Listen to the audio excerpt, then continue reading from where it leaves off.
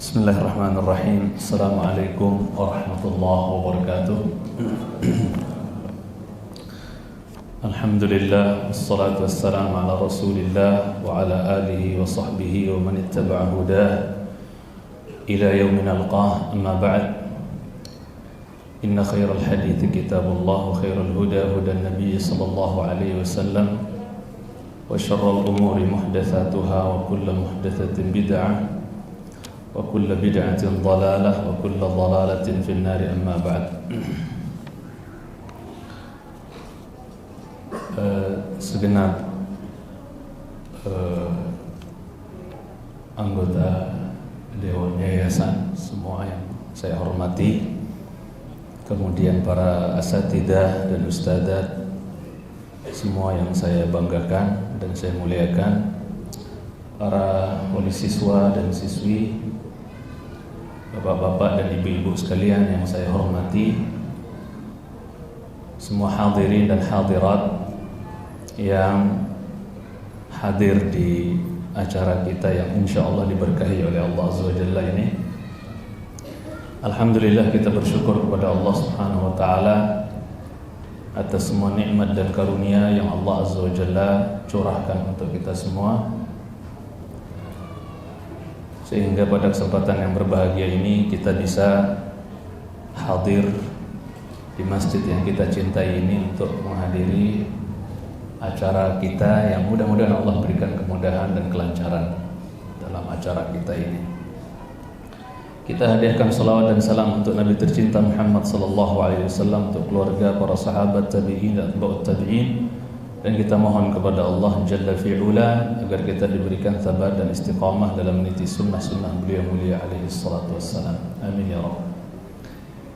Ana tahu di sini banyak asatidzah dan saya merasa kurang pantas sebenarnya untuk berbicara di hadapan antum sekalian. Cuman prinsipnya kekurangan yang ada pada masing-masing kita tidak menghalangi kita untuk saling memberi nasihat dan saling memberi faidah insyaallah ta'ala.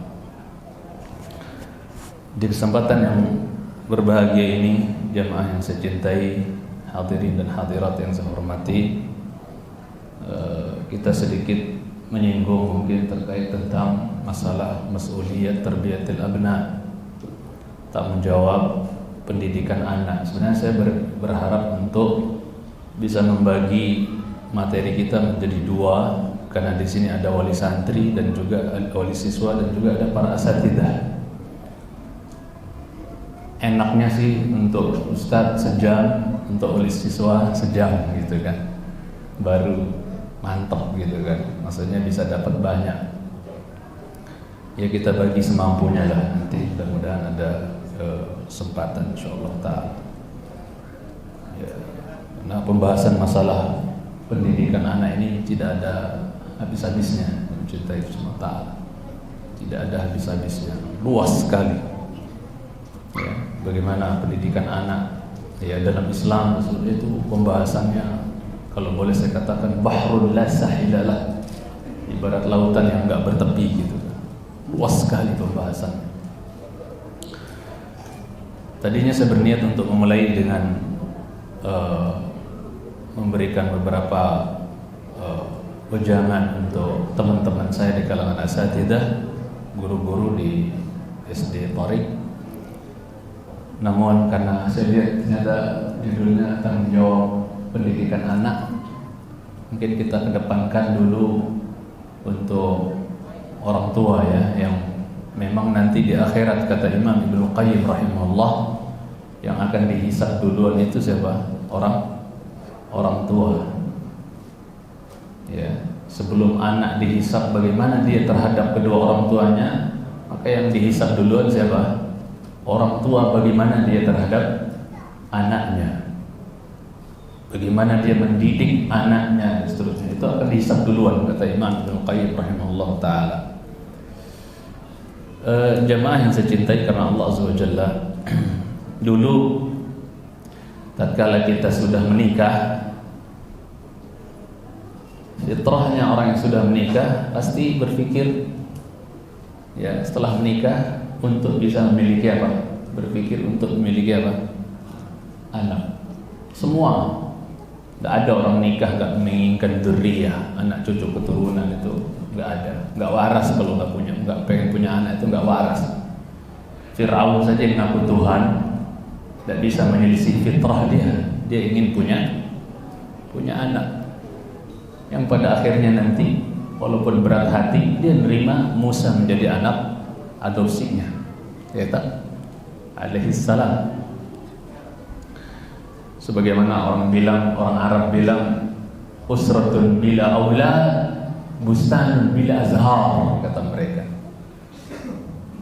Keluarga tanpa anak itu bak taman tanpa bunga. Gimana tuh taman tanpa bunga? Taman tapi nggak ada bunganya. Hah? Begitu juga keluarga kalau nggak ada anak, sepi. Nggak ada yang rengek-rengek minta duit, nggak seru. Ya nggak Pak? Bahkan pengalaman yang terindah mungkin di masing-masing kita selaku bapak adalah apa? Tatkala anak pertama kali, Abi minta 1.000, itu rasanya bapak beneran gitu rasanya. Bener-bener jadi bapak rasanya gitu kan. Oh ya udah ada yang minta duit nih, Masya Allah. Terasa jadi bapak gitu kan. Subhanallah. Ya. Jadi jemaah yang saya cintai karena Allah Azza wa Jalla, dan mungkin dengan kerja keras kita dan juga karena doa kita yang gak ada habis-habisnya, akhirnya Allah Subhanahu wa taala ujungnya memberikan kita karunia anak. Ya, memberikan kita, mengaruniakan kita karunia anak.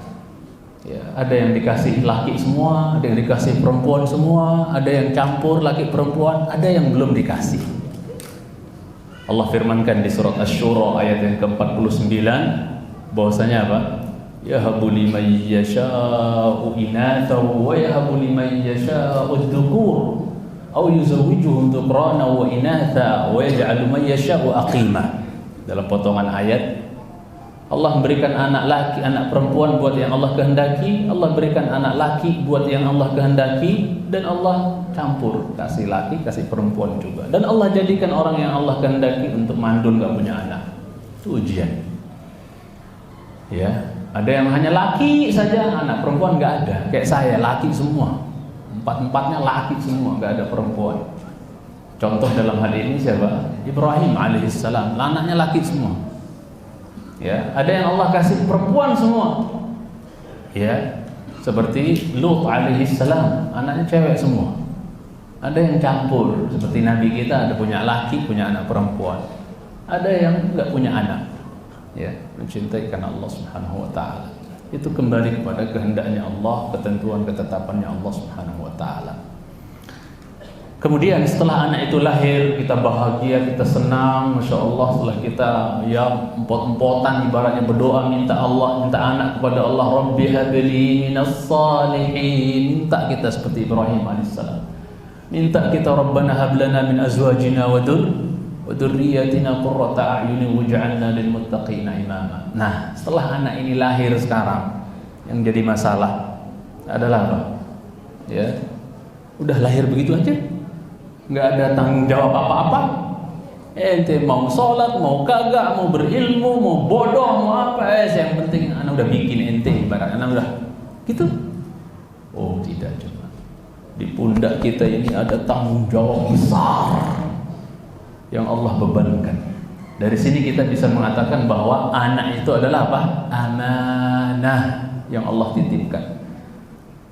Yang jangan sampai kita berkhianat terhadap amanah ini, jangan cintai SWT. Karena betapa banyak orang tua berkhianat terkait amanah anak.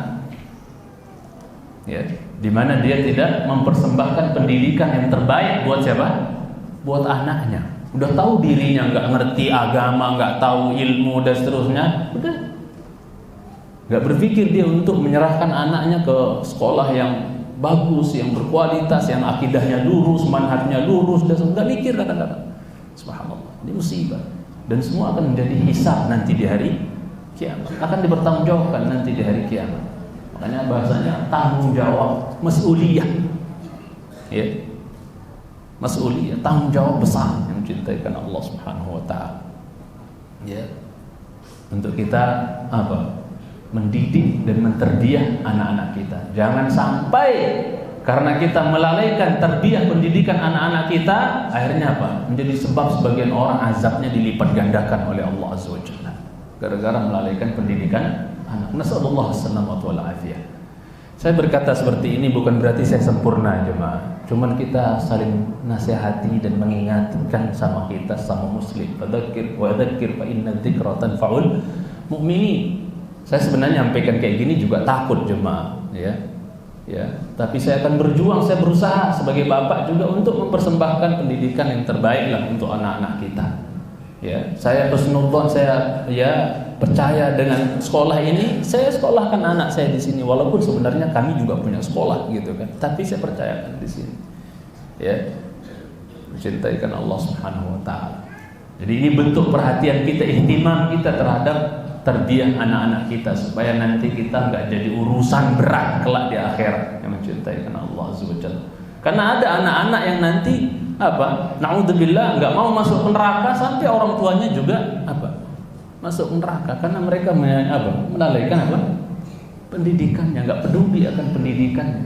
Jadi jangan pernah berpikir durhaka itu hanya dari anak kepada dua orang tua. Orang tua melalaikan pendidikan anak itu juga durhaka namanya. Antum ingat sekali ya kisahnya seorang bapak yang menuntut anaknya ke hadapan Umar bin Khattab radhiyallahu taala anhu. Ya, anaknya durhaka, anaknya kurang ajar, dia tuntut di hadapan khalifah. Tapi Umar bin Khattab sebagai hakim di sini beliau radhiyallahu taala anhu cerdas. Ya, mencintai, harus cross check dari dua belah pihak ibaratnya. Maka sang anak ini juga pinter, boleh nanya dulu enggak ya Amirul Mukminin sebelum saya dihukum dan seterusnya atas kedurhakaan saya, atas jinayah saya terhadap bapak saya. Apa haknya anak dari bapak orang tua? Apa haknya? Dikasih tahu oleh Umar, untuk dipilihkan calon ibu yang baik, untuk dipilihkan nama yang bagus, kemudian dididik, diberikan pendidikan yang baik. Kata anak ini, tiga-tiganya saya nggak dapat dari bapak saya. Dia pilihkan saya ibu orang Majusi, penyembah api. Bukannya pilih muslimah yang salihah, malah Majusi, penyembah api. Dia kasih nama saya buruk, jual, jelek sekali. Dan dia walau satu huruf pun nggak pernah ngajarin saya. A, ba, ta, nggak ada. Insya Allah rata-rata sudah ngajar anaknya terutama musim Covid, musim online Dan di situ kelihatan memang kita banyak yang nggak berbakat jadi guru, kan?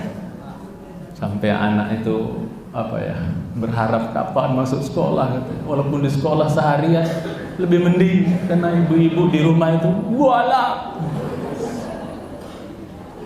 nggak berpotensi jadi guru yang baik gitu kan. Buru-buru jadi dokter bisa mati semua itu pasiennya, sebagian ummahat, bahkan sebagian bapak gitu kan. Allah musta'an.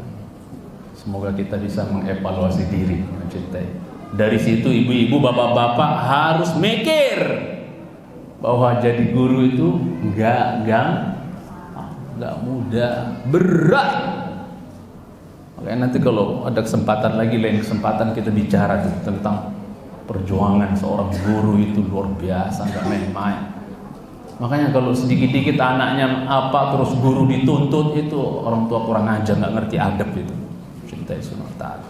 Saya karena sudah ada pengalaman makanya saya agak galak sedikit jemaah. Itu hal-hal yang nggak pantas untuk guru dituntut gitu kan. Cintai kan Allah Subhanahu wa taala. Bagaimana mau muncul model-model siapa itu? Muhammad Al-Fatih, penakluk Konstantinopel. Dulu bapaknya Sultan Murad Ats-Tsani dikasih gurunya pecut dari besi. Coba kalau anak saya bandel tak modalin pakai pecut.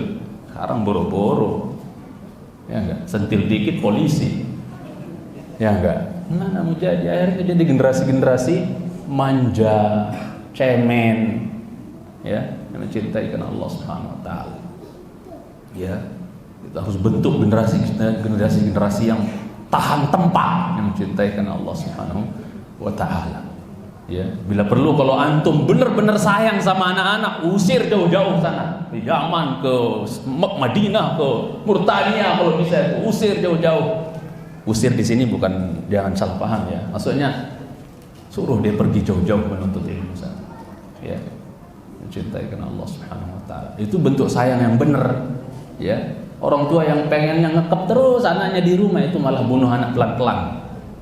Terlalu sayang, tapi sayang yang membunuh. Kata orang Arab, minal hubbi ma qatal. Sebagian dari cinta itu membunuh.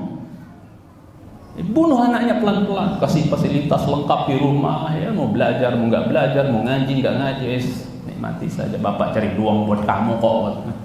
Ayo deh, bunuh anaknya. Udah, harus tegel. Kayak emak-emaknya salaf dulu itu tegel, mau anaknya muter dunia nuntut ilmu, monggo nak sampai ketemu di surga. Ada ibu-ibu yang tegel kayak gitu sampai ketemu di surga, karena tahu anaknya lama akan berjalan muter dunia menuntut ilmu sampai ketemu di surga nak. Kalau santri sekarang sampai ketemu pekan depan, bulan depan dijenguk, bawain duit, bawain makanan, ya toh. Jadi nggak ketempa gitu. Jadi generasi-generasi ya beda lah ya antara dulu dengan sekarang mencintai.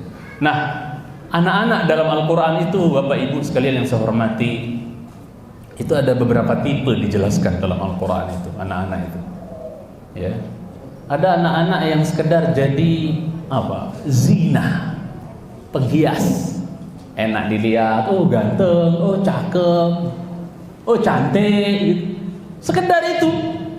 Ya, Allah sebutkan al-mal wal banun zinatul hayati dunia. Harta dan anak-anak adalah apa? Perhiasan ya dalam kehidupan dunia. Ada anak-anak yang didesain oleh orang tuanya hanya sebatas apa? Penghias saja. Oh cakep, oh ganteng, oh kayak Korea, oh kayak apa? Cantik dan hanya menikmati fisik anaknya. Kalau sekedar seperti itu, kalau bahasa istri saya nggak balik modal. Apalagi kalau anak-anak kita nggak soleha, nggak balik modal. Kalau bahasa bisnisnya balik modal nggak kalau nggak soleh, nggak manfaat buat kita nanti setelah kita pada berkalang tanah gitu kan, masuk liang kubur, alam barzah, nggak ada satu potong pun doa yang datang. Balik modal nggak itu namanya? Nggak balik modal. Kita udah biayain, udah macam-macam, udah nafkahin, kasih makan, kasih fasilitas apa, ada biayain ini, biayain itu. Kita udah mati bertahun-tahun, nggak ada sepotong doa ngalir datang. Tapi padahal apabila anak Adam meninggal, putus semua amalnya kecuali salah satunya. Yang terakhir, waladin saleh yad'u lahu, anak yang saleh yang terus-menerus mendoakan. Apa bapak-bapak, ibu-ibu enggak mendambakan sosok anak yang nanti setelah kita mati, kita bakal mati enggak sih? Ini kita sedang jalan menuju kuburan, ini siapa yang nyampe duluan? Ya, Allah yang tahu. Pelajaran banyaklah teman-teman kita, ustadz kita bahkan belum lama meninggalkan kita. Menunjukkan kita akan mati. Lah kalau kita enggak desain anak kita dari sekarang menjadi anak-anak yang waladin saleh yad'u lahu, lalu terus ngarapin siapa untuk mendoakan kita? Ya, mencintai karena Allah Subhanahu wa taala. Ana teringat Amir bin Abdullah bin Zubair, cicitnya Abu Bakar radhiyallahu taala anhu. Ya, Abdullah bin Zubair punya anak namanya Amir, berarti cicitnya Abu Bakar itu ya 1 tahun setelah apa? Setelah bapaknya meninggal, Amir bin Abdullah bin Zubair meninggal, ya. Itu apa? Kata Amir bercerita, ya anaknya Abdullah bin Zubair namanya Amir. Dia cerita bahwa apa? 1 tahun full saya enggak punya doa lain di waktu mustajab kayak di tempat di mana depan Ka'bah kayak di mana berdoa, enggak punya doa lain dalam 1 tahun full. Enggak pernah saya minta ini, minta A, minta B, enggak. Cuma satu minta saya, Allahumma ighfir li abi Abdullah bin Zubair. Hanya itu.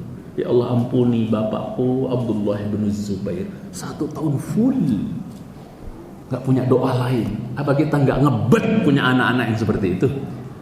Ya, mencintai karena Allah Subhanahu wa taala. Maka dari sekarang mari kita berjuang, berjihad. Dan jihad terbesar adalah jihad ilmu, bukan jihad pedang. Antum yang berkecimpung di madrasah ini, di sekolah ini, semuanya dari ustadznya, yayasannya, dan sampai tukang Apa tuh? OB-nya semua antum insyaallah mujahidun. Ya, mengajarkan ilmu di dalamnya, memotivasi dan menyokong untuk tertransfernya ilmu kepada generasi-generasi kita yang masih kecil sekarang di mata manusia, tapi nanti mereka besar di masa yang akan datang. Orang bilang syubbanul yaum rijalun ghad. Ya. Pemuda sekarang apa? Pemimpin di masa yang akan datang. Kondisi kita udah terlalu acak-adul jemaah. Kalau kita nggak desain generasi-generasi keren dari sekarang, ya akan terus acak-adul kondisi bangsa kita, terutama jemaah cinta. Kita ingin muncul generasi-generasi pemimpin yang sunnah seperti Umar bin Abdul Aziz rahimahullah taala. Ya, siapa? Apanya cicitnya Umar bin Khattab radhiyallahu taala anhu. Kita ingin pemimpin udah soleh, sifatnya hanya zina, penghias saja. Nah yang kedua, ada anak disebut dalam Al-Quran, na'udzubillah, itu jadi fitnah malah buat orang tuanya. Jadi ujian buat orang tua. Banyak nggak terjadi seperti itu? Ujian bener. Ya. Innama amwalukum wa auladukum fitnah. Hanya saja harta-harta kalian dan anak-anak kalian adalah apa? Fitnah, kata Allah Azza wa Jalla. Menunjukkan ada anak yang jadi fitnah malah buat apa? Orang tuanya. Ujian berat buat orang tuanya. Waliyadzubillah. Semoga kita semua nggak jadi ujian buat orang tua kita dicintai Subhanahu wa ta'ala. Ya. Ada anak, subhanallah, dari kecil orang tuanya udah pontang-panting, udah empot-empotan, membesarkan dia, menafkahi dia, mendidik dia dan seterusnya. Allahu Akbar. Ya. Sampai orang tuanya udah tua renta pun masih nyusahin orang tua. Makanya di antara bentuk, perhatikan nih, di antara bentuk bakti kita kepada kedua orang tua setelah mereka dewasa, setelah mereka tua lansia, jangan cerita masalahmu dalam rumah tangga. Cukup, capek mereka udah. Bikin mereka yang senang biar anteng ibadahnya, tenang ibadahnya. Jangan udah tua renta diceritain lagi begini, masalah begini, ekonomi begini, ya Allah, nggak tahu malu. Capek orang tua udah itu. Ditambah udah tua renta, udah uban-ubanan, masih diajak mikir tentang urusan rumah tangga kita. Allahu Akbar. Bikin mereka happy, senang. Pokoknya ada masalah Pak, baik-baik aja, alhamdulillah. Sudah, yang penting mereka senang, fokus ibadah dan sudah itu. Jangan sampai kita jadi fitnah buat dua orang tua kita. Mencintai Subhanahu. Kemudian yang ketiga, singkat-singkat aja, ada anak yang malah lebih parah lagi. Innama, apa kata Allah? Inna min azwajikum wa auladikum aduwwan lakum. Adu, apa adu? Musuh. Ya. Sesungguhnya sebagian dari istri-istri kalian, semoga istri kita nggak jadi musuh ya jemaah ya. Tapi jadi partner, ta'awun. Apalagi dalam tanggung jawab mendidik anak harus ta'awun, harus kompak suami istri. Mencintai Subhanahu wa ta'ala. Kompak mendesain anak kita menjadi qurratu ain, menjadi generasi-generasi dambaan Islam di masa datang yang akan mengizzahkan Islam insyaallah dengan sebab perjuangan mereka. Ya, mencintai karena Allah Azza wa Jalla. Kompak ta'awun al-birri wat taqwa antara suami istri. Jangan suami maunya A, suami mau lewat satu lembah, istri lewat lembah yang lain. Ya enggak kompak, akhirnya anak berantakan. Gimana yang benar nih? Bapakku ya ibuku ya aku itu. Pusing, mau ikut mana nih? Kompak ta'awun. Ya. Jadi di antara istri-istri kalian kata Allah, wa auladikum, dan anak-anak kalian itu ada yang malah jadi apa? Adu. Apa adu? Musuh. Ya. Musuhnya ternyata bukan apa? Orang luar atap rumah dia, ternyata yang satu atap sama dia malah jadi apa? Jadi musuh. Betapa banyak anak yang memusuhi kedua orang tuanya, bahkan ada yang bantai orang tuanya sendiri, ada tidak bunuh orang tuanya sendiri, ada tidak Allahu Akbar. Ya. Media penuh dengan kabar-kabar seperti itu. Mencintai anak bunuh siapa? Orang tua. Nyata nggak kalau memang di antara anak itu yang ada yang jadi musuh, ada nggak? Ada. Allahu Akbar. Nah yang terakhir yang indah, ini yang kita dambakan. Mencintai semata. Doanya ibadur Rahman. Tadi sudah saya sinyalir doanya tuh. Ada tipe anak disebut dalam Al-Quran, dan ini tipe anak yang kita dambakan, yang kita harap-harapkan. Ya, setelah mereka nongol di muka bumi ini, kita harapkan mereka menjadi apa? Sosok-sosok yang Allah sebutkan dalam doanya ibadur Rahman. Walladzina yaquluna rabbana hab lana min azwajina wa dzurriyyatina qurrata a'yun. Tolong dilingkerin itu. Qurrata a'yun.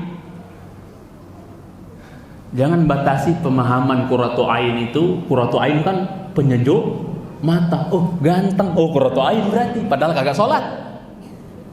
Ya. Oh, cantik. Qurratu ain berarti. Oh, padahal tidak pakai jilbab. Dan ingat ibu-ibu, bapak-bapak, ya. Kita yang jadi bapak itu terutama. Awas, jangan sampai jadi dayuth kita terhadap putri-putri kita. Alhamdulillah sekolah kita mendidik putri-putri kita dari kecil untuk menegakkan syariat Allah terkait dengan cover mereka, casing mereka. Yudnina alaihinna min jalabibihinna, bukan khumurihinna, bukan.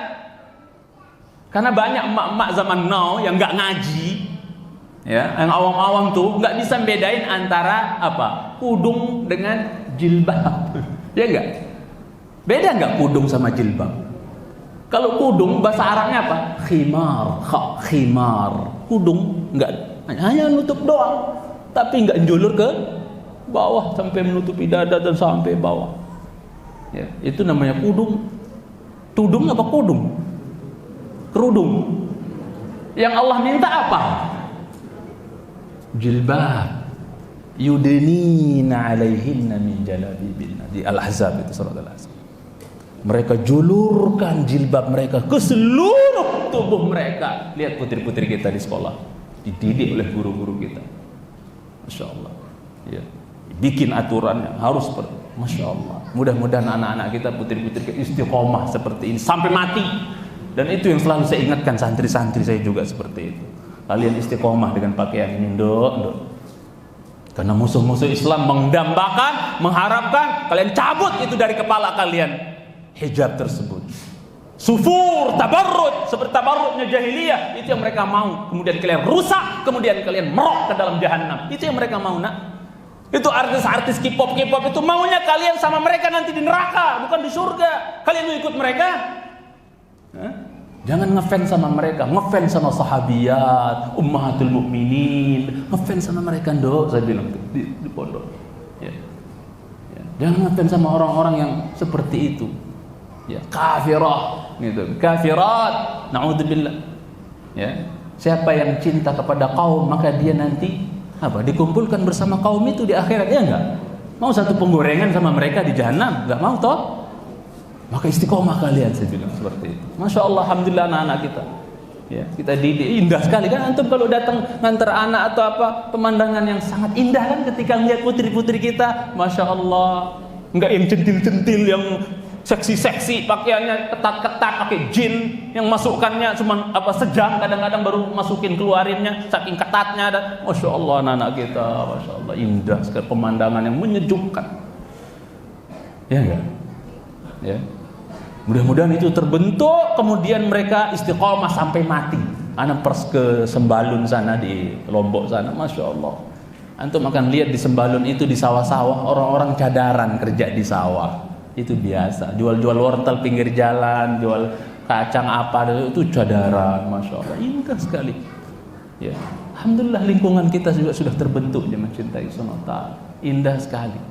Ya, karena untuk memperkuat agama dan Islam kita ini memang kadang butuh lingkungan jemaah. Maka saya salut sama ikhwan-ikhwan, merapat ke Torik, merapat ke Masjid Ijo, merapat kemana lagi, ke Roja, merapat, bagus, cari lingkungan.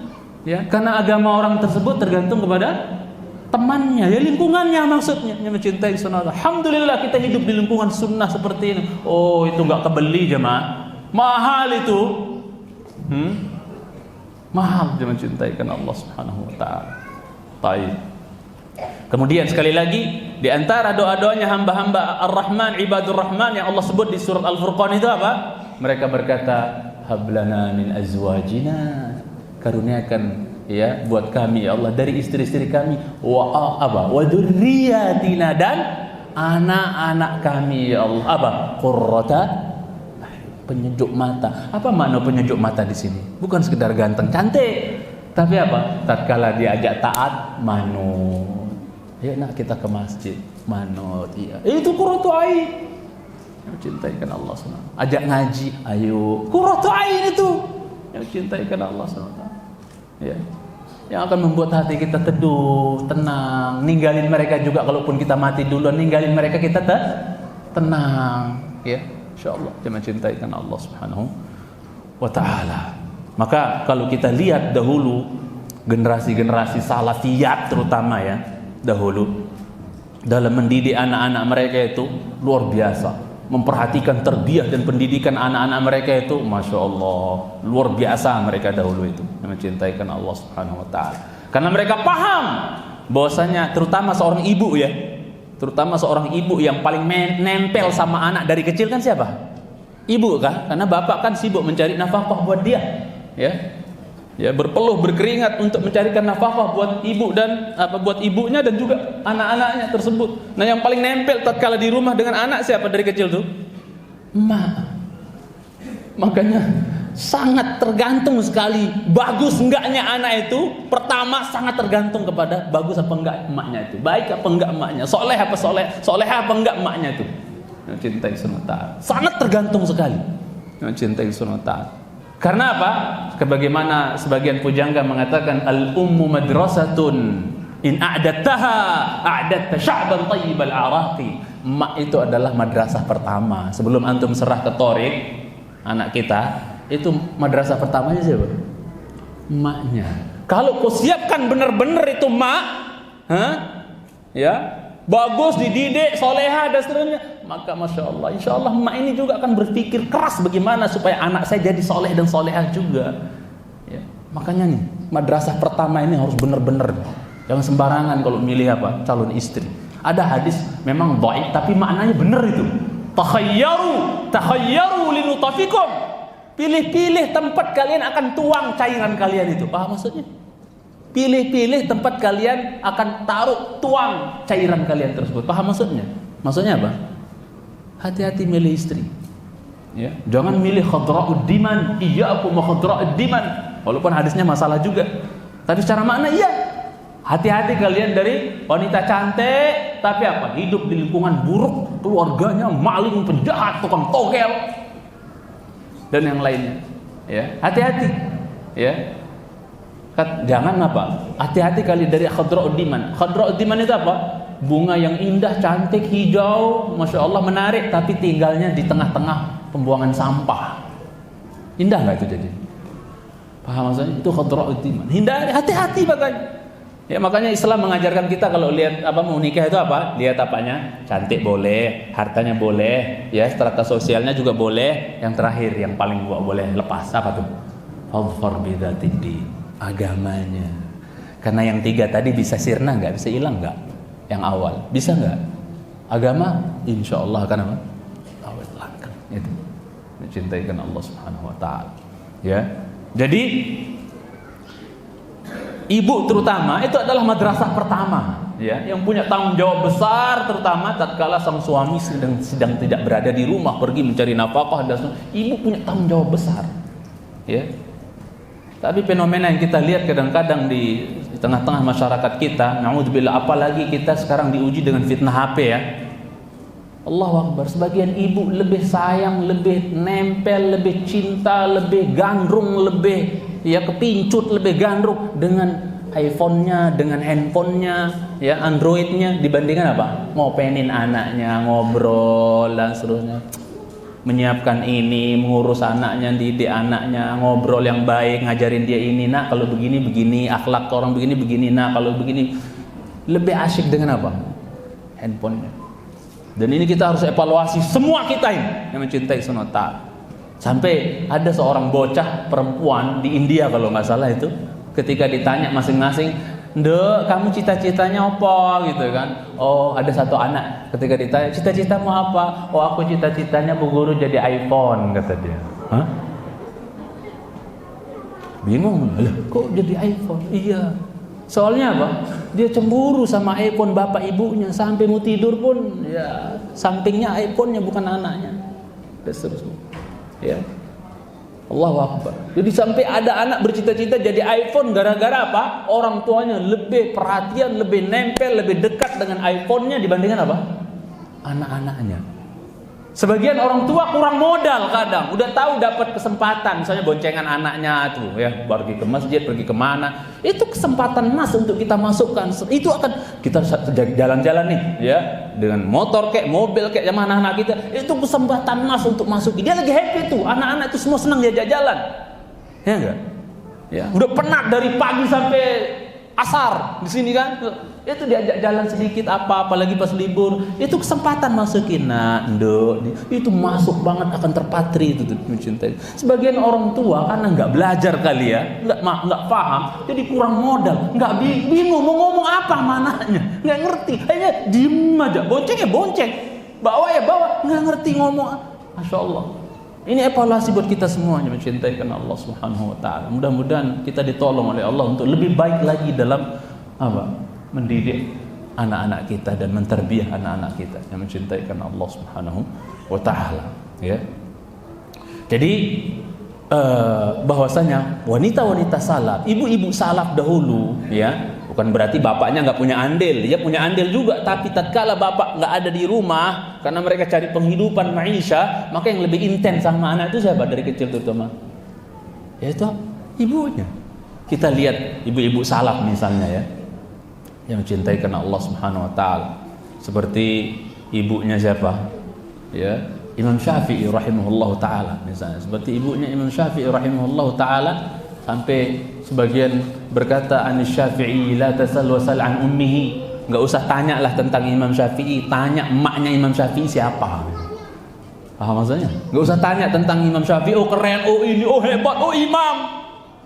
Ntar dulu, tanya di balik dia jadi imam tuh siapa pahlawannya. Ya kan? Orang kan kenalnya Syafi'inya, wah Syafi'i. Ya kan? Mas, di balik Syafi'i itu sehingga dia jadi Syafi'i yang kita kenal itu siapa? Siapa kira-kira? Emaknya. Karena rata-rata imam-imam besar itu rata-rata apa? Dari kecil tuh yatim rata-rata. Sampai orang Syiah menuduh imam yang mazhab yang 4 itu, imam mazhab Ahlussunnah yang 4 itu semua anak zina menurut orang Syiah. Nah, yatim rata-rata yang mencintai sunnah ta'ala. Ya. Antum bayangkan. Antum bisa bayangkan seorang emak sendiri ngurus anaknya, mendidik anaknya. Jadi, lah sekarang banyak anak lengkap ibu bapaknya, enggak jadi-jadi. Ada apa ya? Ya, ini polosi buat saya pribadi dan kita semua mencintai sunnah ta'ala. Ya. Itu. Dengan juga tahun dengan madrasah, dengan sekolah, karena orang guru-guru juga di madrasah itu adalah apa? Orang tua bagi anak. Imam Nawawi mengatakan syuyukhuna abauna, guru-guru kita orang tua kita juga. Ya. Masing-masing harus punya andil dalam mendesain dan membentuk anak ini mencintai. Jadi generasi-generasi qurratu ain, jadi generasi-generasi yang didambakan oleh Islam di masa yang akan datang mencintai sunnah ta'ala. Coba kita perhatikan ibunya Imam Syafi'i rahimahullahu taala itu dari Gaza. Gaza itu di mana? Gaza, Palestina ke Hijaz. Coba, ya, nemenin anaknya, nganterin anaknya demi bisa apa? Talaqi ilmu, demi bisa hidup di lingkungan ilmu, di kantong ilmu. Nggak punya duit padahal fakir, miskin. Ya, fakirah ibunya Imam Syafi'i itu nggak punya apa-apa. Sampai Imam Syafi'i untuk beli kertas saja kagak. Makanya beliau masya Allah kalau ketemu tulang ya apa putih di pinggir jalan, Allah senangnya udah kayak ketemu apa emas batangan udah tuh, sujud syukur saking senangnya ketemu apa tulang. Dipakai untuk apa? Nggak punya buku, emaknya fakir, boro-boro buat mau ngasih gurunya ya bingkisan kayak apa, nggak punya. Ya, cintai karena Allah semua. Ibu miskin, ya.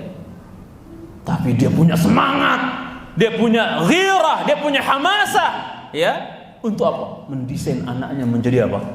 Menjadi generasi dambaan Islam di masa yang akan datang. Ya.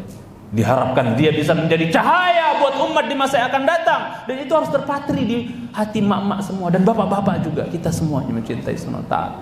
Ya. Anak, mohon maaf ya, cerita sedikit. Anak saya ada, sebagian dari anak saya, satu di antara anak saya tuh kayak punya skill yang agak ini, maksudnya skillnya apa ya? Yang paling kecil tuh punya skill yang berbau-bau apa tuh? Terampilan itu. Sampai kita bingung ini mau diarahin kemana ini. Terus, ya, yang paling bocah di sini juga kan? Ya, paling bocah itu.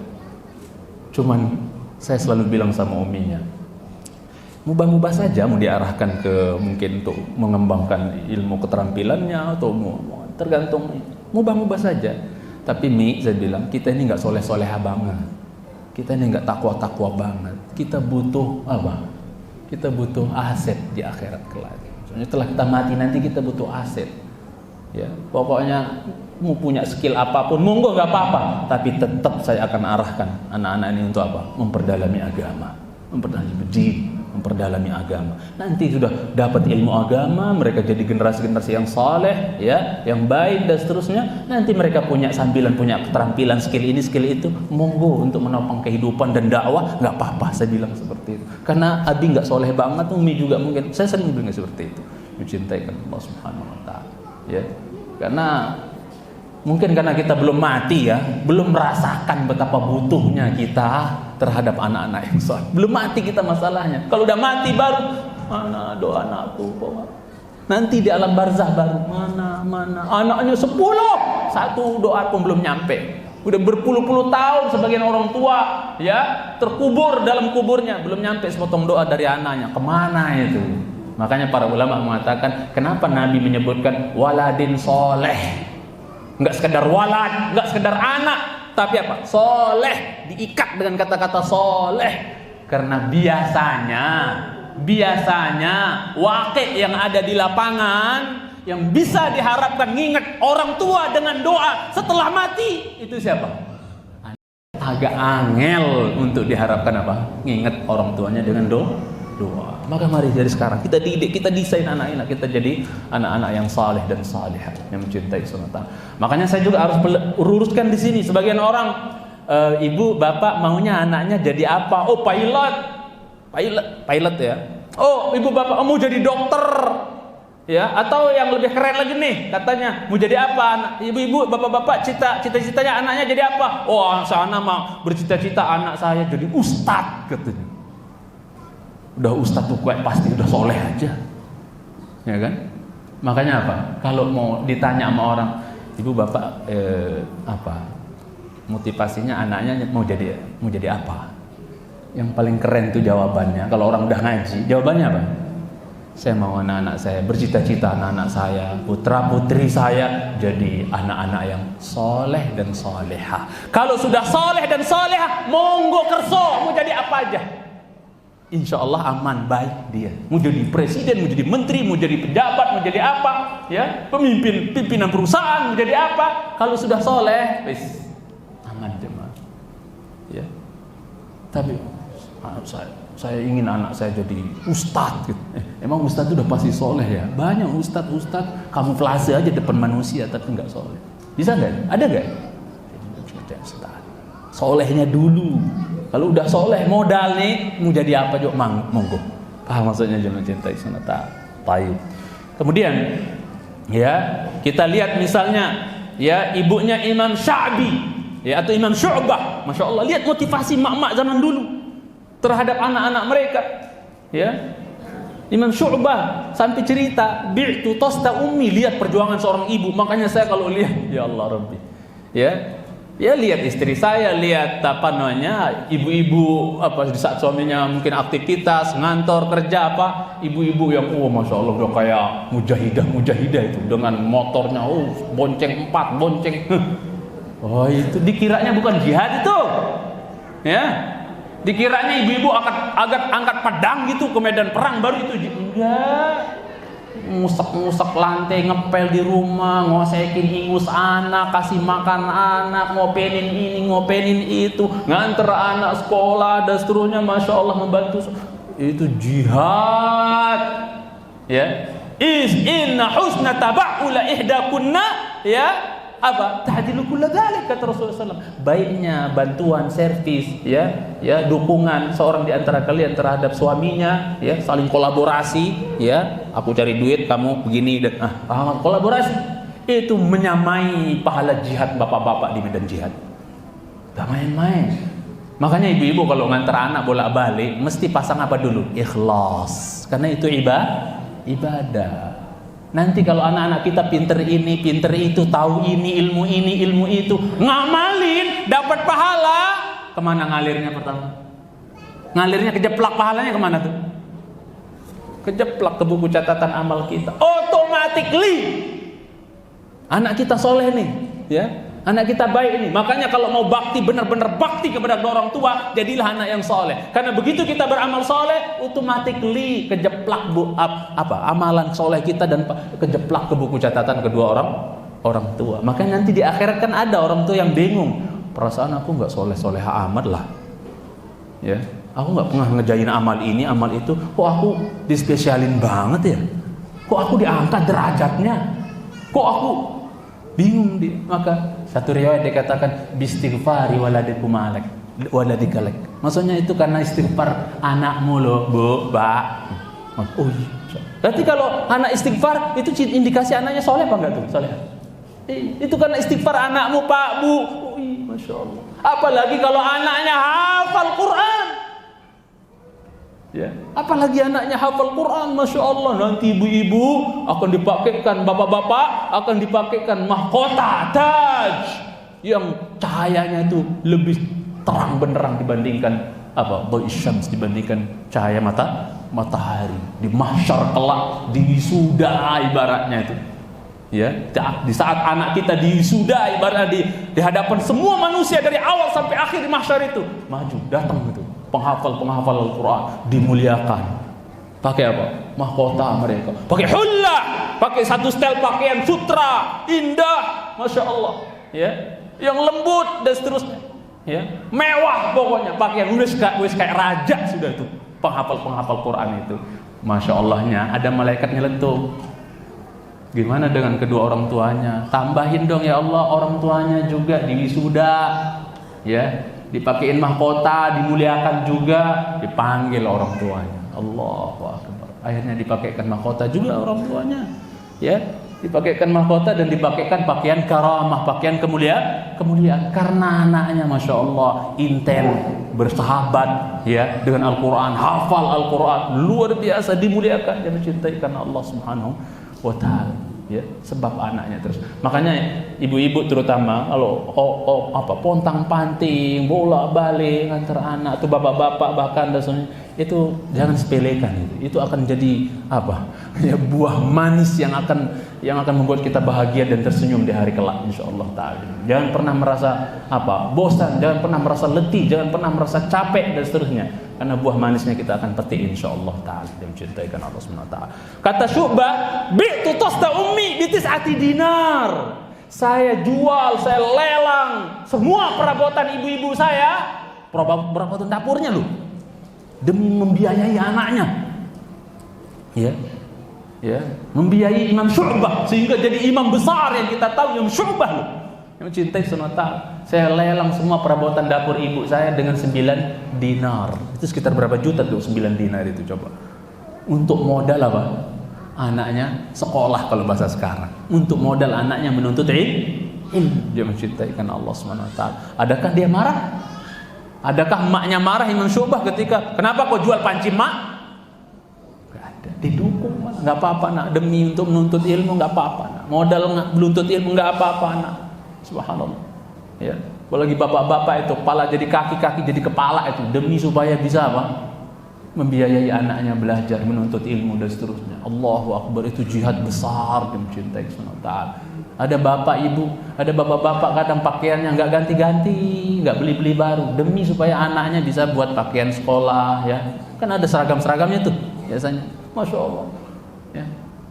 Ya. Sepatunya sendalnya enggak ganti-ganti itu bapak-bapak itu sebagian tuh. Enggak ganti-ganti bertahun-tahun, udah sobek-sobek, udah nganga kayak ikan hiu. Ya. Tapi enggak peduli dia, yang penting anaknya bisa beli sepatu sekolah karena Torik sekarang pakai sepatu kayaknya. Ya enggak? Juga. Allahu Akbar. Jihad semua itu. Ya, antum ihtisab harap pahala dari Allah Azza wa Jalla, tumpukan pahala semua itu. Ya, apapun yang kita persembahkan untuk anak kita nggak akan sia-sia selama kita mukhlis, ikhlas, jangan ngedumel. Udah, apa yang ihtisab aja, ngarep pahala yang mencintai sunata. Allah akan ganti lebih nanti yang mencintai sunata. Aduh, ini nggak ada buat ini, listrik belum bayar. Enggak, itu anak dulu, nggak apa-apa, nanti dulu. Allahu Akbar. Itu jihad mencintai semata. Wanita-wanita salaf kayak gitu, luar biasa. Ya, demi anak itu udah habis-habisan mereka yang mencintaikan Allah Subhanahu wa taala. Lihat Imam Sufyan Ats-Tsauri. Bagaimana demi mendidik anaknya, karena punya tanggung jawab untuk mendidik anaknya, ibunya Sufyan Ats-Tsauri rahimahullahu taala. Ya. Itu kata beliau kepada anaknya, "Ya bunayya, wahai anakku sayang." Please ibu-ibu, bapak-bapak, kalau manggil anak kita berusahalah panggil dengan panggilan apa? Kasih sayang. Ya bunayya, wahai anakku sayang. Sopan, santun, lembut. Ya. Apa kata ibunya Sufyan Ats-Tsauri? Utlubil ilmah, tuntut ilmuna. Nang, nuntut ilmuna.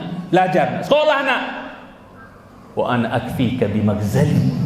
Emak yang akan biayain kamu, cukupin kamu dengan hasil jahitan emak. Menjahit, semangat menjahit.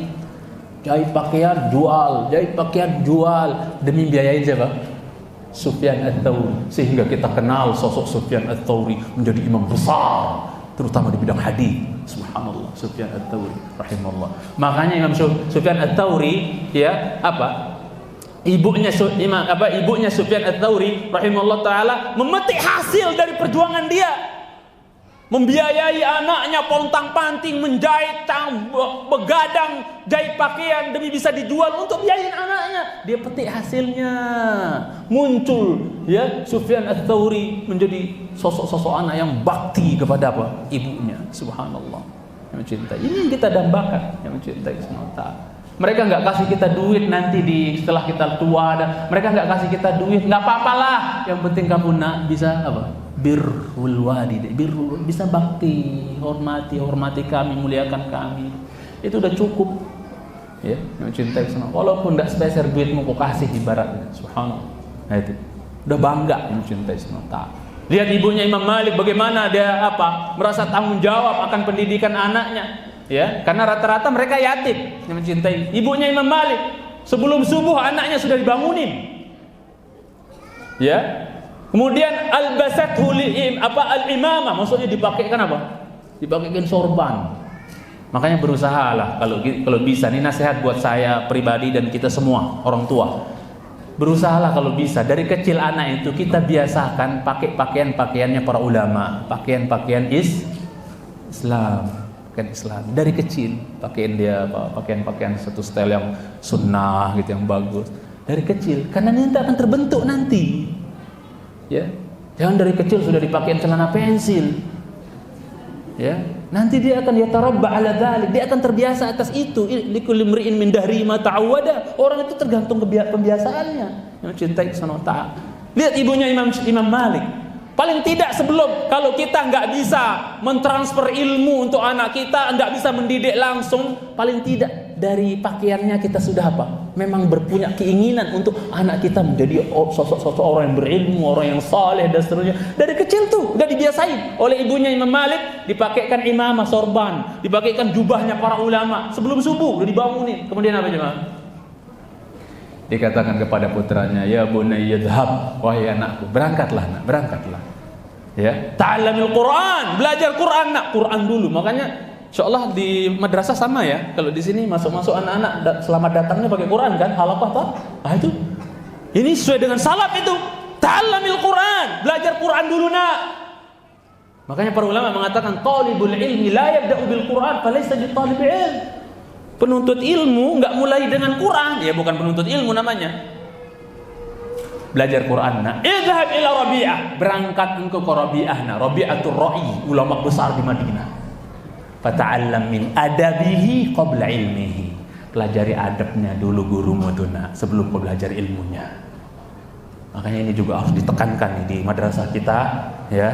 Tekankan masalah pendidikan adab, utamakan masalah pendidikan adab. Abdullah bin Mubarak mengatakan, dulu kami belajar adab 30 tahun, belajar ilmu cuma 20 tahun. Lamaan belajar apa? Adab. Harus menjadi skala prioritas itu. Masalah adab itu di sekolah. Pendidikan adab itu jangan dijadikan footnote itu. Masalah pendidikan adab itu di sekolah-sekolah kita. Karena banyak orang pintar sekarang tapi akhlaknya jongkok. Sama orang tua jongkok akhlaknya, sama ya guru jongkok akhlaknya, sama teman, sama tetangga, sama manusia jongkok akhlaknya, padahal cerdas. Buat apa cerdas tapi nggak punya adab? Pinter-pinter hafal ini hafal itu tapi nggak punya akhlak, terutama sama orang tua, sama guru. Nggak pernah dia ngedoa buat gurunya walaupun sekali dalam setahun, nggak pernah itu. Naudzubillah. Buat apa? Pinter tapi apa? Nggak punya adab, nggak punya akhlak yang mencintai karena Allah Subhanahu wa Ta'ala. Ilmun bila adabin kanarin bila hatabin. Ilmu tanpa adab, api tanpa kain, padam, sirna dia, nggak punya nama dia, nggak dikenang nanti itu. Ilmun bila adabin kanarin bila hatabin. Ya, wa adabun bila ilmin karuhin, kajasadin bila ruhin. Dan apa? Adab tapi kalau nggak dibimbing dengan ilmu juga, itu seperti badan tanpa roh. Paham maksudnya? Tanpa nyawa. Penting dua-duanya cerita. Tapi didahulukan apa tadi? Adab. Karena penuntut ilmu zaman sekarang, menurut seorang syekh yang pernah menasihati saya, Syamsul Hadi, kata, penuntut ilmu di zaman sekarang kebanyakan ditimpa oleh krisis akhlak, krisis adab. Hafal Sahih Bukhari, haddatsana fulan, Sahih Muslim, dilahap itu kutubut tis'ah, kutubus sittah, dilahap semua. Tapi enggak pernah buka Adabul Mufrad Imam Bukhari, enggak pernah buka Riyadhus Shalihin Imam Nawawi. Nggak pernah punya buka kitab-kitab adab dan sebagainya. Penting itu teman jamaah sekalian cintai karena Allah SWT, masalah adab itu. Baik. Kemudian ini waktunya habis ya, jam 9 saya dikasih ya. Saya soalnya habis ini ada parenting di rumah online. Apa nih? Selipkan aja. Oh iya. Oh iya. Iya. Karena waktunya sudah ini, makanya saya bilang tadi ini pembahasan sebenarnya butuh waktu yang panjang jemaah. Karena kalau bahas pendidikan memang panjang ya. Ya, memang butuh waktu. Saya juga belum berbicara untuk para guru gitu kan. Ya, mungkin suatu saat kalau bisa khusus guru kita saling nasihati, saling berikan masukan untuk para guru terutama. Ya mungkin orang tua sendiri ya, biar kita fokus pembicaraan orang tua saja kita bahas gitu kan, dan guru ya khusus guru gitu kan, supaya kalau kayak gini anak nggak enak jadinya, baru ngomong orang tua habis waktu untuk guru belum, jadi kayak timpang gitu yang mencintai. Walaupun memang kalau lihat jadi dudul lebih kepada orang tua yang mencintai semata. Nah, masih kita sedikit bagaimana sokongan salaf terhadap apa anak-anak mereka dalam rangka apa, anaknya menuntut ilmu, dia mencintai karena Allah Subhanahu wa Ta'ala. Habis-habisan apapun mereka keluarkan demi anaknya bisa menuntut ilmu. Sampai antum pernah mendengar Imam Syafi'i ibunya sampai ngelelang ngelelang rumahnya demi Imam Syafi'i mau pergi safar mencari tahu sebuah hadis yang sudah sampai kepada dia. Udah sampai hadisnya, cuman kagak tahu ini hadis sahih apa kagak. Sampai dilelangin rumah untuk modal rehlah fi talabil ilmi. Dan di sini juga saya ingatkan ya, menunjukkan bahwa kata Imam Syafi'i, akhi lan tanala al-ilma illa bi sittatin sa'umbika an tafsiliha bi bayani. Saudara, kamu enggak akan pernah dapat ilmu kecuali dengan 6 kunci gitu kan. Saya akan kasih tahu kalian 6 kunci itu dengan terperinci. Di sini saya selipkan juga bahwasanya ilmu itu memang tidak bisa lepas dari apa jemaah? Bulghah, zat, bekal, biaya. Makanya kita juga sangat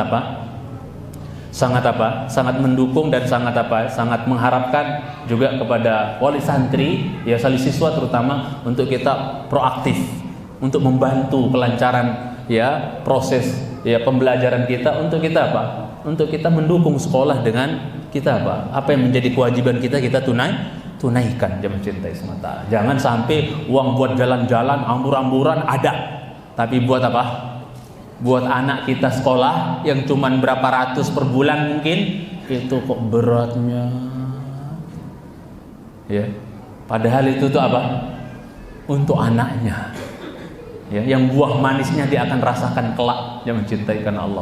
Nggak ada apa-apanya sebenarnya setiap bulan kita pontang-panting cari untuk biayain anak kita itu, ibaratnya untuk SPP anak kita itu nggak ada apa-apanya dibandingkan buah manis yang akan kita raih nanti apabila anak kita, masya Allah, terdidik menjadi anak-anak yang saleh dan saleh, menjadi anak-anak yang berbakti. Nggak ada harganya itu yang kita sudah korbankan itu dari biaya itu untuk apa? Membiayai anak-anak kita. Lihat salaf kita nih kayak gini, apapun ya mereka lelang ibaratnya. Sampai Imam Malik rahimahullah taala, coba perhatikan nih, Imam Malik rahimahullah taala diceritakan oleh murid beliau Ibnu Khidaj, apa katanya? Laqad balagha bi Malikin talab hatta ba'a hatta naqada saqfa baitihi thumma malat ilaihi dunya ba'du. Saking parahnya perjalanan Imam Malik dalam menuntut ilmu, saking berusaha untuk punya biaya dalam rangka menuntut ilmu, ya, maka apa? Genteng rumahnya, plafon rumahnya dicopot sedikit-sedikit, kemudian dilelang. Ada anak kita sampai copot genteng bapak-bapak, ibu-ibu buat biaya bayar SPP, ada? Enggak ada, alhamdulillah. Ada jalan lain. Mereka itu lebih parah lagi dibandingkan kita. Coba, genteng rumahnya, plafonnya copot, lelang, buat biaya nuntut ilmu Imam Malik rahimahullah. Tapi Allah ganti itu, ya, malat ilaihi dunya ba'du. Malah apa? Itulah baiknya Allah. Kita persembahkan segini, Allah kasihnya seabrak-abrak. Ya. Karena Imam Malik rahimahullah, emaknya nggak peduli itu, yang mencintai sunnah, udah copot, nggak apa-apa, jual genteng, jual plafon apa untuk biaya menuntut ilmu Imam Malik rahimahullah taala, dia lelang. Masya Allah, dia mencintai sunnah taala. Akhirnya apa? Setelah Imam Malik punya ilmu, ya alim besar, maka apa? Malat ilaihi dunya ba'du, malah dunia yang ngejar-ngejar Imam Malik. Kayak ngemis-ngemis itu dunia itu, pengen mepet ke Imam Malik. Coba, Masya Allah. Jadi antum tidak usah khawatir. Yang mungkin kita infakkan untuk anak kita, ya, nafkahkan untuk anak kita, untuk sekolah dia, biaya sekolah dia dan seterusnya, untuk mendukung proses berjalannya pendidikan kita dan seterusnya, yang mencintai sunnah ta'ala. Karena saya mohon maaf ya, sedikit juga saya singgung yang mencintai sunnah ta'ala. Terutama untuk apa? Untuk kesejahteraan guru-guru kita. Kadang-kadang itu kan Masya Allah, guru-guru ini kalau boleh dikatakan nyaris jadi nabi loh, nyaris jadi rasul posisinya. Sampai ada pun yang mengatakan, "Qum lil muallimi wa wafi tabjila kadal muallimu an yakuna rasula." Tegaklah untuk guru, ya. Sempurnakan pemuliaanmu untuk guru. Di saat sebagian penuntut ilmu, bahkan orang tua, nggak punya penghormatan terhadap guru anaknya kadang-kadang. Padahal Islam mengajarkan, ya, wa wafihi tabjila, sempurnakan pemuliaanmu buat guru tersebut. Kenapa? Kadal muallimu an yakuna rasula, nyaris guru itu bakal jadi rasul, karena kerjaannya sama, mengikis kebodohan dari umat yang mencintai. Berat loh Pak, ya. Menurut antum emang gampang ngangkat kebodohan dari manusia, kemudian kita masukkan ilmu biar jadi pinter? Kita nggak sokong, nggak dukung. Mencintai kan Allah. Makanya salut kalau di Jerman itu, terlepas dari kafir tidaknya mereka itu, maksudnya jangan ke kafir, negeri kafir lain. Jerman itu gaji guru itu lebih tinggi dibandingkan gaji pejabat. Dimuliakan banget tuh guru di Jerman itu. Sampai protes tuh, pernah ada demo tuh. Kenapa guru-guru gajinya gede, kita jadi pejabat malah kecil gajinya? Apa kata pemerintahnya? Kalau bukan karena guru-guru kalian gak jadi pejabat. Paham maksudnya? Gitu. Bukan berarti guru-guru gak ikhlas berarti ini ngomong. Enggak. Urusan lain itu. Mencintai sunnah ta'ala. Makanya Syekh Ibrahim Ar-Ruhaili kemarin di Roja mengingatkan, mengambil gaji atau upah dari mengajar itu dua tipe. Ada ya'khud liyu'allim, ada yu'allim liya'khud. Yang hadir daurah kemarin tahulah. Ya. Tipenya ada dua. Ada orang ngajar yu'allim liya'khud. Ngajar tujuannya semata-mata gaji. Ini masalah. Memang saya ngajar buat duit, akhir bulan saya tunggu. Akhirnya ini yang enggak bisa. Ini muallim bukan murabbi. Kita butuh muallim dan murabbi sekalian. Ya. Kalau sekedar muallim, masuk jam sekian, pulang jam sekian, akhir bulan terima gaji. Itu muallim semata, bukan murabbi. Kita butuh murabbi buat anak-anak kita. Yang didik tetek bengek mereka, kenapa nangis itu murabbi. Kita butuh murabbi, bukan sekedar muallim. Kalau muallim tuh akhir bulan dapat gaji udah. Ya, ente yang penting saya ngajar, ente paham gak paham, ente mau nangis, ente mau ada masalah apa, urusan ente, yang penting saya udah ngajar, pulang deh, kelar, dapat gaji akhir bulan, itu muallim.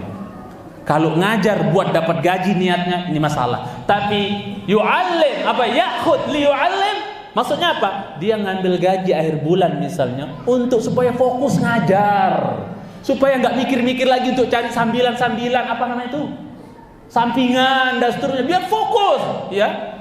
All out mendidik anak-anak dan seterusnya. Maka apa? Kita muliakan mereka yang mencintai karena Allah Subhanahu wa taala. Kita muliakan. Tapi ingat, harus kita memang kita kan ibaratnya dalam masa perjuangan ya jemaah ya. Ya, insyaallah ya, dengan sokongan yang ada, semua kolaborasi, semua ta'awun 'alal birri wat taqwa insyaallah taala. Namanya juga kita berjuang, kadang-kadang ya namanya berjuang awal-awalnya sakit-sakitan jemaah cinta ya. Tapi insyaallah kalau kita sudah serius berjuang dan seterusnya, insyaallah Allah Maha baik. Allah akan bukakan kita pintu-pintu rezekinya manakala kita semua bertakwa. Dari yayasannya bertakwa, semua guru-gurunya pada bertakwa, soleh, niatnya baik, ikhlas semua, santri-santriwatinya bagus-bagus semua. Wa man yattaqillaha yaj'al lahu makhraja. Yakin Allah akan berikan jalan keluar. Mungkin kita sekarang lagi susah ini kurang ini, terus berjuang dulu, ikhlaskan. Allah lagi lihat kamu jujur apa tidak berjuangnya, sampai sejauh mana kejujuranmu dalam berjuang. Kau akan tahan nggak sementara dengan gaji sekian misalnya, ya tahan nggak? Kau akan sabar nggak? Nanti insyaallah ada saatnya Allah. Nggak mungkin kita dalam satu kondisi. La tarkabunna tabaqan an tabaq. Kau akan pindah dari satu kondisi ke kondisi yang lain, insyaallah. Ya, insyaallah Allah akan rubah kondisi kita. Kalau kita semua kompak bertakwa, saleh, niat baik, semua ikhlas semua, insyaallah ada saatnya Allah wa yarzuqhu min haitsu la yahtasib. Allah akan kasih rezeki insyaallah. Dan insyaallah ya kita tahu orang-orang yayasan mungkin juga insyaallah orang-orang baik, orang-orang dermawan insyaallah. Kalau memang pemasukan sekolah juga udah bagus, stabil, baik dan seterusnya, nggak mungkinlah tidak dimuliakan guru-guru itu. Ya. Paling tidak sekarang juga, maksudnya paling tidak sekarang ini dengan kondisi yang ada, kita mohon semua wali santri proaktif gitu kan. Serius, maksudnya ya, dukunglah, terutama guru-guru. Paling tidak untuk supaya guru-guru fokus ngajar, nggak mikirin ini, mikirin itu dan seterusnya. Paling tidak setiap bulannya, kewajiban setiap bulannya itu kita kita tunaikan yang mencintai karena Allah Subhanahu wa taala. Ini saya selipkan karena terkait juga dengan apa yang saya bahas tadi, bahwa ibu-ibu atau orang tua salaf dulu tuh Masya Allah demi anaknya semuanya dikorbankan. Dia mencintai karena Allah Tabaraka wa taala. Sepertinya waktunya ini saya juga ditunggu jam 10 saya ditunggu. Jam 10 ya? Masih ada waktu sebenarnya, tapi di sini udah habis saya. Sudah habis. Oh iya. Oke, nanti insya Allah di lain kesempatan jemaah ya kita lanjutkan. Ya mungkin kalau ada kesempatan lagi kita bahas tentang seputar pendidikan anak. Ya ala kulli hal saya mohon kepada Allah buat diri saya dan kita semua. Mudah-mudahan ya Allah karuniakan kepada kita anak-anak yang saleh dan salehah. Tapi ingat ya, anak saleh dan saleh itu ya tidak bisa simsalabim kayak mantranya Yahudi ya. Ya, nggak ada usaha, nggak ada perjuangan langsung jogrok jadi anak soleh enggak. Yang sangat penting dalam dunia pendidikan itu apa cuma metode qudwah, baik orang tua di rumah maupun guru di sekolah. Karena perhatikan, guru-guru terutama kita yang sama-sama jadi guru, baik tidaknya anak kita, anak didik kita itu tergantung di kita. Sebagian salaf dulu, sebagian khalifah dulu nyerahin anaknya kepada orang alim, seorang guru. Maka dinasihatin, dikatakan apa? Sesungguhnya yang baik menurut anak saya, yang baik menurut engkau wahai Pak Guru, itu yang baik menurut anak saya. Dan yang jelek menurut engkau wahai Pak Guru, itu juga yang jelek menurut anak saya. Paham maksudnya jemaah? Jadi tergantung guru. Bahkan ada seorang syekh qori syekh ini punya cucu yang mencintai sunnah ta'ala. Ya, ketika cucunya pulang baca Quran di rumah didengar oleh syekh ini. Qori dia terkenal, saya enggak sebut namanya. Qori terkenal. Terus pas cucunya salah baca Quran, salah cara baca Quran. Ada kurang makhrajnya dan seterusnya. Dia perbaiki sama siapa? sama kakeknya, padahal kakeknya dia alim di bidang qiraat, sanad gitu. Qiraat. Ditegur cucunya tersebut. Marah-marah malah, bantah itu anaknya. Yang lebih pintar guru saya di sekolah atau kakek, kata dia. Bayangkan. Berarti ini harus betul-betul itu. Benar-benar itu kita, terutama didik anak-anak Al-Qur'an itu, ya. Berusaha kita yang terbaik lah kita persembahkan didikan untuk anak-anak Al-Qur'an itu. Karena apa? Mana yang dicontohkan oleh pak gurunya, itulah yang nanti akan dia bela, itu akan dia pegang gitu kan. Sehingga kalau ditegur orang lain, pintaran guru saya apa kamu? Hatta kakeknya yang Korea, Korea padahal itu. Masya Allah. Betul dikatakan seorang khalifah pada guru anaknya, yang baik menurut anak saya itu, yang menurut engkau baik, itulah yang baik menurut anak saya pak guru. Apa yang jelek menurut engkau, itulah yang akan dianggap jelek oleh anak saya. Ya, maka hendaknya kata khalifah ini kepada guru anaknya tuh, hendaknya ya apa? Perbaikan ya apa? Usaha perbaikanmu untuk anakku itu juga apa? Usaha perbaikanmu untuk dirimu. Paham maksudnya enggak? Jadi sebelum kau berusaha untuk memperbaiki anakku wahai Pak Guru, kau perbaiki dirimu, karena kau qudwah. Mata anak-anak itu semua tertuju ke kita. Seperti Umar bin Khattab katakan, mata-mata manusia itu menuju ke kita. Kalau kita baik, ya orang kan kesan kita baik, kesan kita keluarga kita baik, Al-Khattab. Tapi kalau kita jelek juga di mata manusia. Maka manusia itu mata-matanya seperti mata elang, melotot kepada kita, terutama kita sebagai guru yang mencintai Subhanahu wa ta'ala. Maka dipesan juga, janganlah engkau seperti seorang dokter yang buru-buru mau ngobatin pasien, tapi belum dia pasiennya belum diperiksa, belum didiagnosa gitu. Jangan seperti itu, ya. Sama juga guru, kalau ada anak salah, masalah dan seterusnya, jangan buru-buru kasih punishment sebelum dia didiagnosa juga, investigasi, apalah bahasanya itu. Jadi dipelajari dulu masalahnya apa, ya. Karena kadang-kadang saya dengar kabar ini, kabar itu. Ini menunjukkan bahwa apa pentingnya kita apa ya? Cross check dulu, tanya dulu. Karena banyak kadang berantem antara ini, saling telepon wali siswa, siswi, saling ini ada masalah ini, anaknya itu saling suudzon, saling tuduh, saling cerca, saling gibah dan seterusnya. Jangan, nggak boleh ada di lingkungan sekolah kayak gitu tuh. Semua harus in ja'akum fasikum binaba'in tabayun dulu, cross check dulu, pelajari dulu masalahnya, baru nanti.